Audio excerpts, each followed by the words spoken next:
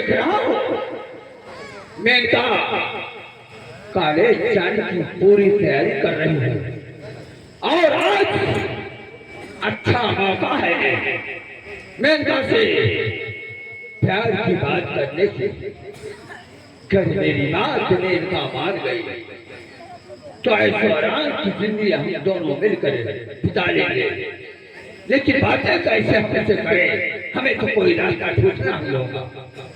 हाँ याद आया, अब मैं मेनका से प्यास का एक नाटक करूंगा कि मेनका मुझे बहुत जोर से प्यास लगी है, मुझे पानी पिला दे।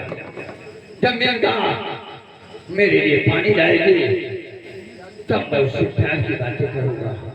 ठीक है, मैं चला जेल पर बैठकर उसका इंतजार करूंगा, वो इसी घर से निकलेगी।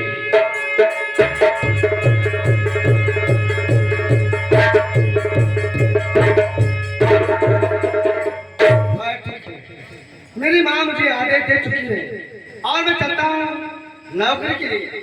हो सकता है कहीं ना कहीं मुझे नौकरी मिल जाएगी। हम तो चले परदेश, हम परदेश।